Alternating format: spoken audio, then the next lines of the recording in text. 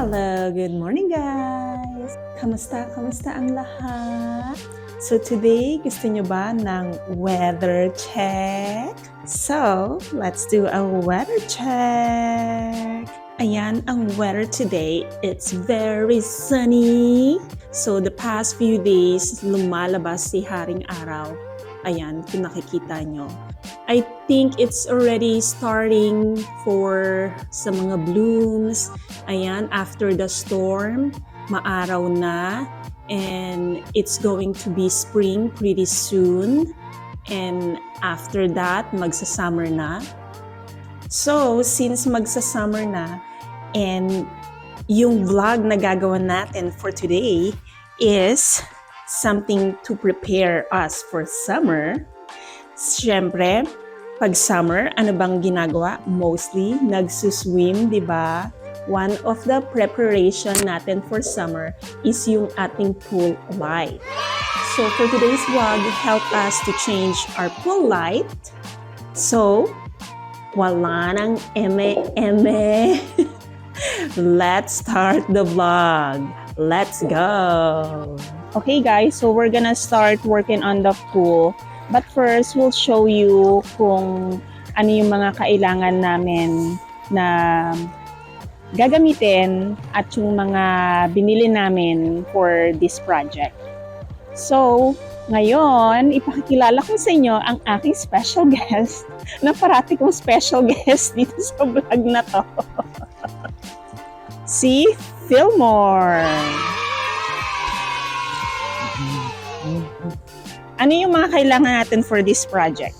So i-convert natin ng 120 volt na light to 12 volt na light. And then para magawa natin yung kailangan natin ng transformer, step down transformer, and then wire, UP tight, and then mga fittings niya 90 degree na connector, straight na connector. Okay. Ito yung pangkat ko dyan, and then yung grabber niya dun sa ring niya, papalitan natin bago every time na mag-change tayo. Ano?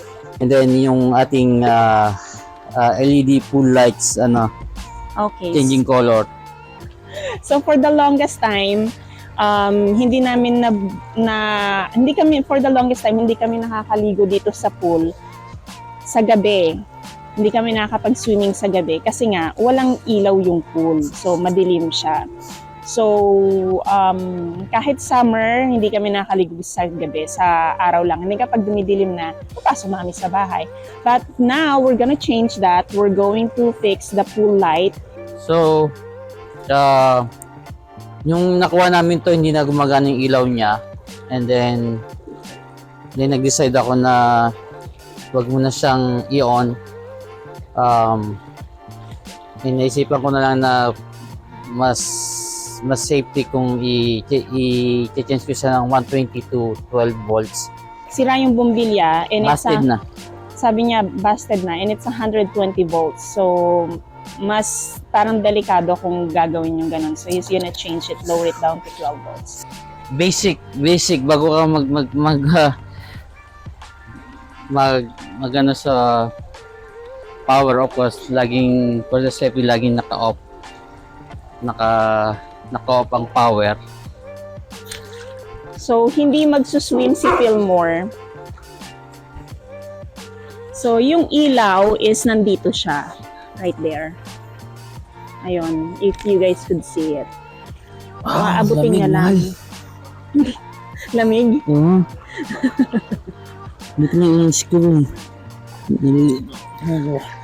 So guys, this like what he said, naka-turn off yung yung power nito.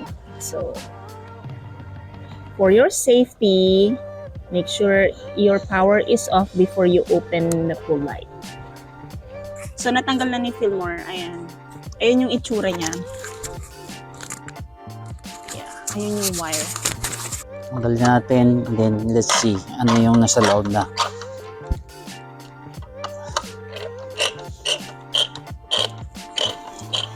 So ayan yung rubber. Ito ba yung rubber? Meron siyang ano, see? See, there's water. There's water inside. That's why you need to replace the rubber. Kasi pinapasukan ng tubig dun sa loob.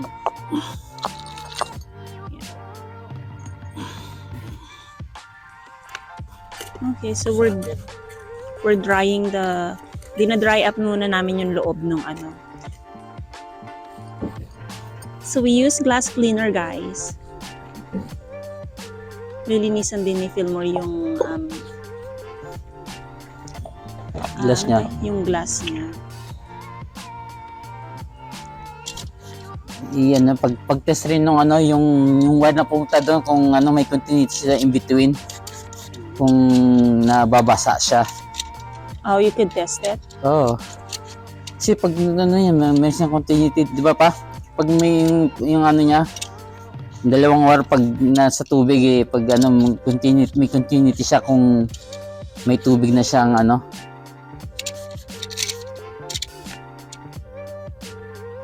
Okay. Saan yung ano? Okay, guys. Another helper job. Ayan.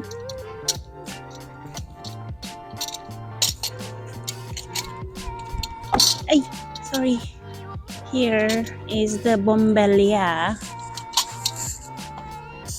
So, ito yung ano niya. Tapos ito yung remote para sa change coloring niya. Testing namin kung may continuity in between nung two wire. So, ito yung wire sa pool. Yan yung wire, itong pipe na to, yan yung pumunta sa underground. Oh, sa ito ano. yung pipe papunta sa pool. So, ito, nakita mo yung cord na to. Yan yung cord nandoon. Yan, ito yung cord. Ito yung wire na pumasok dito. Pero naka-disconnect yan doon. So, ito yung meter. Para testingin mo siya kung ang wire niya ano siya. So, so right now, why it's beeping? Kasi usually nagtatouch silang dalawa. Okay, so ganun ang magiging. Continuity, yun ang sabi ng continuity. May Okay. continuity siya. Alright. So clear siya. Isang linya to ground. Isang linya to ground. Tapos yung dalawang line. Line to line niya. O yung negative positive nito later on. Wala siyang continuity. So positive to ground. Tsaka sabi natin negative to ground. So malinis yung linya. So pag meron siyang tunog, sabihin nagdidikit sila somewhere Okay. sa mga wire na yon. Okay, so we're good? Aha. So ngayon, kakabit ko to, and then bago ko siya ibalik, i-hook up ko na yung mga transformer para matesting ko muna na make sure na iilaw sa dito. Kasi kung hindi iilaw, tatanggalin ko na naman. Okay. So ganun ang gagawin ko.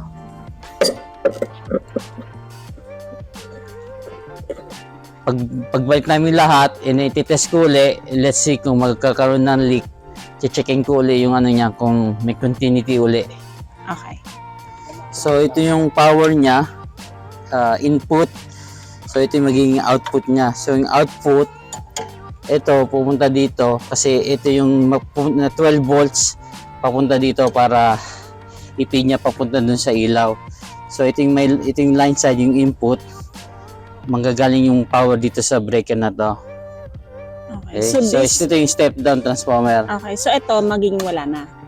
Hindi, yung flex na yon yung gagamitin ko dito para i-connect itong wire na to, i-connect ko dito. Oh. Ito yung power, ito yung magpa-power up dito. Tapos ibababa niyo ng 12 volt itong transformer na to, maging 12 volts so papunta dito para ano siya. Okay. Eh? Sige.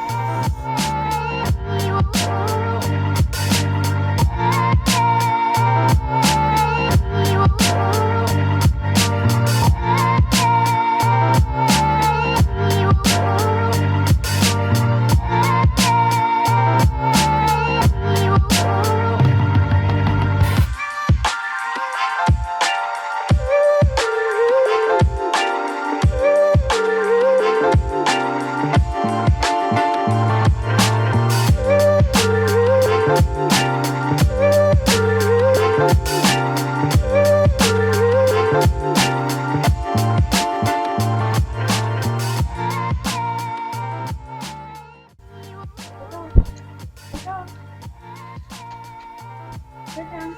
Sit down. No. Sit down. Sit down. Ready? Set. Go.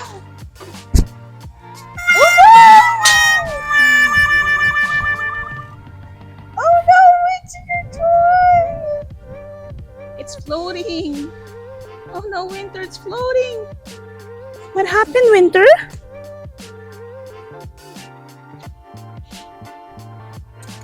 Okay, go grab it. Go grab it. Grab it. Grab it, Winter. You can do it. Go grab it. Go. Winter, it's right there. Go get it now. Yay! I need you to hold this one.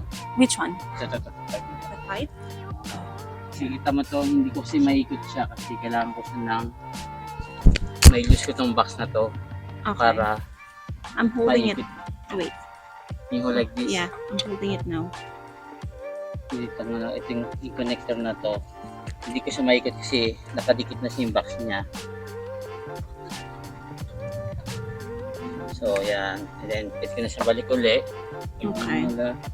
Okay. See guys, I'm very good helper. I'm holding this long ass tube. I'm a very good helper, guys. Ding! Where do I have to go? So, ngayon, yung GFI na to, yung load side niya, itong load side na to, yan yung nagpipid dun sa camera ko, yung wifi camera. So, ngayon, itong load side na to, yan yung tatanggalin ko na to, ito i-direct ko na to sa ano niya, power niya dito sa breaker. So, yung lalabas dito sa GFI, yun yung pupunta dito sa transformer ko. Ililipat ko na siya. So ito magiging sariling breaker na niya, hindi na siya sa load side. So didirect na siya sa breaker. Tapos ito, itong wire na to, itong nakatatanggalin ko to, magkaroon ako panibagong wire papunta dito sa Sa breaker. Sa bagong breaker. sa transformer. Sa bagong transformer. Okay. Okay.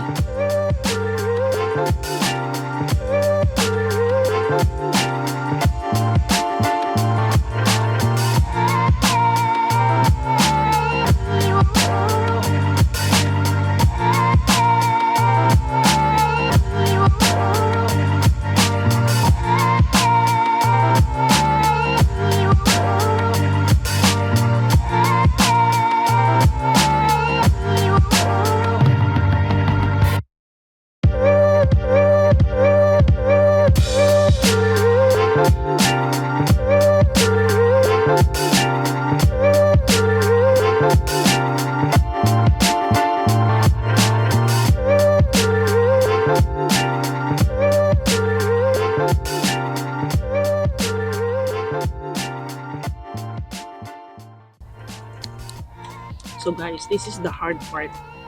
Is this the hard part of the project B? Lahat naman may hard part eh. So, ito may ko Like yung putting all the wires and the like anong tawag doon, yung mga tubo. depende kung ano.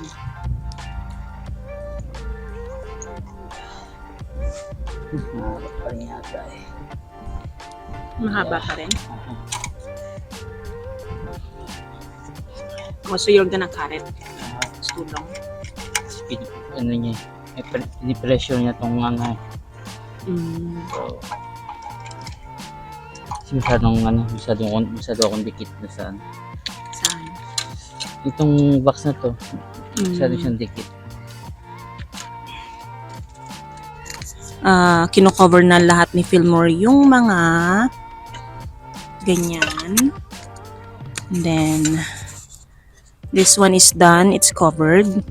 So, next, ito naman. Oh, yan. Yung transformer on na yung transformer. So, titingnan ko na kung 12 volts yung lalabas.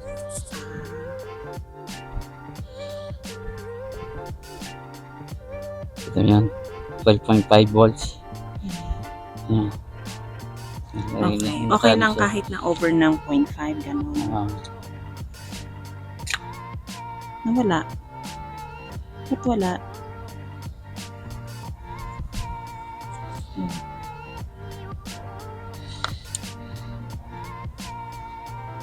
Hmm. 12.5. Okay. May ano yata yun. May power na. May power. Okay, let's see. Naka-on. Uy, nag-ilaw siya. Umilaw na pala siya eh. Where is it? Where is it? Where is it? Where is it? I don't know if you guys could see. Yan, umilaw na siya oh. Nag-ilawan. But, saan ang red niya? Ooh. Grabe naman, parang cellphone yun, may antena pa. Para siyang cellphone, guys. Look. Oh. Natawag lang ako. Tatawagan ko lang yung ano ko. Hello? Nasaan ka na? Teka lang. Hanapin ko yung signal ko. Teka lang Nasaan yung signal? Walang signal dito. Ayun. Oh, hello. Naririnig mo ba ako?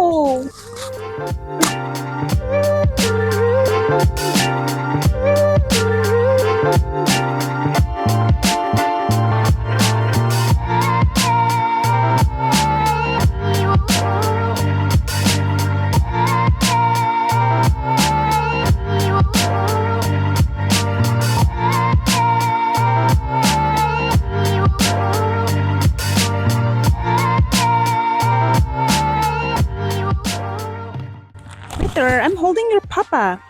Don't worry, I'm not gonna drown him. Lumapit si Winter.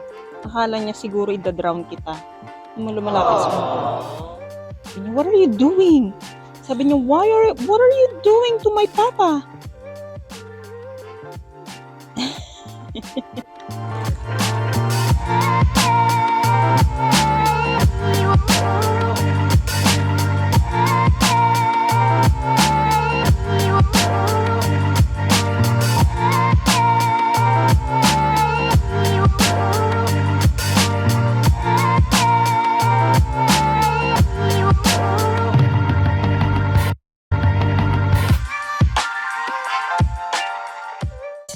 I don't know if you could see it. May ilaw na siya ng konti.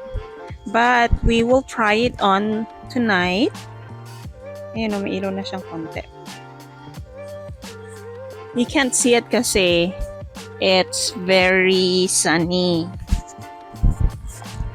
Guys, so kanina pa natapos si Fillmore ayusin. But hinintay lang namin na maggabi para makita yung actual light niya. Mas maganda kasi kapag kagabi pakita yung light. So, here it is.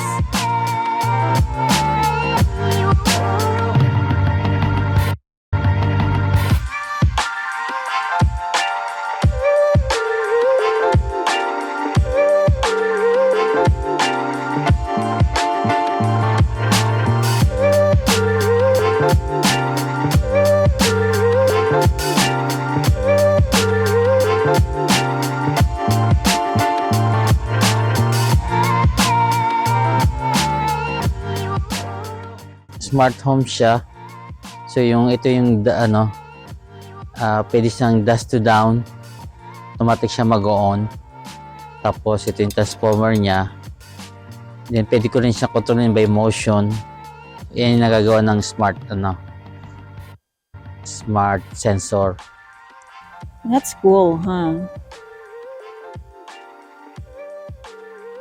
Yung red lang ang Sige nga, i-focus mo nga lang sa red. Look at the red. It's not even reflecting anything. Ganun lang siya. But the rest are like really nice. Okay guys, so that's it for today's vlog. Fillmore did a good job. High five. Another good job, guys. So we're gonna end the vlog. It's already night. We just wanted to show you kung ano yung result ng pool light. So, yeah, I hope you guys enjoyed today's vlog. I hope you guys learned something a little bit about, changing pool light. If you guys have a pool and you wanted to change a light sa pool light nyo, ilagay namin yung description nung pool light na nabili namin at saka yung iba pang items ilalagay namin sa description below. So, if you guys wanted to get the same items, you could check it there. So, I hope you guys enjoyed today's vlog. Again, thank you guys for watching and I'll see you guys next week. Bye!